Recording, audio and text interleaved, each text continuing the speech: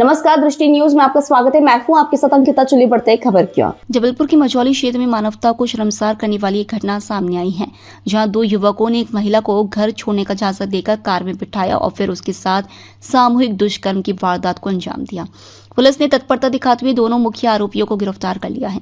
Police से प्राप्त जानकारी के अनुसार पीड़िता तलवारा क्षेत्र की निवासी और घरेलू कामकाज कर अपना जीवन यापन करती है। बीते दिन जब वह भेड़ाघाट स्थित अपनी ननंद के घर से लौट रही थी, तभी अंधमुख बाईपास के पास उसे सफेद रंग की स्विफ्ट कार में दो युवक मिले।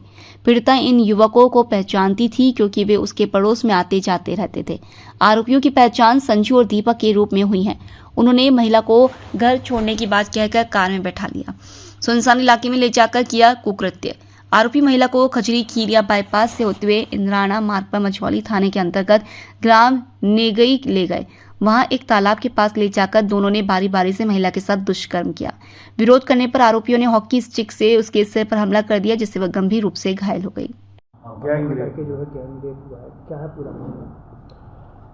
तिलवारा क्षेत्र की रहने वाली महिला जो घरेलू काम करके जीवन यापन करती है, वो जब कल भेड़ाघाट में अपने ननद के घर से लौट रही थी तो अंधमुख बाईपास के पास एक स्विफ्ट सफ़ेद कार में दो लोग मिले, जिसको उसके पड़ोस में वो लोग आते थे इसलिए उनको जानती थी। उनका नाम संजू और दीपक था। उन लोगों ने चलो आपको घर छोड़ देते हैं करके उसको कार में बिठा लिया और उसको खजरी खिरिया बाईपास के रास्ते इंद्राना से मझौली थाने के ग्राम नेगई ले गए और नेगई में तालाब में ले जाकर बारी बारी से उनने उनके साथ दुष्कर्म किया और बाद में हाकी से उसके सिर पर मार भी दिया, जिससे उसको खून बहने लगा।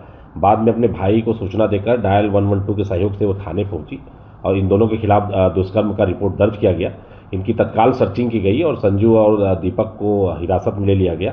पूछताछ में उन्होंने अपना जुर्म स्वीकार किया और इनको जुडिशियल रिमांड पर जेल भेजा गया है और आगे विवेचना की जा रही है।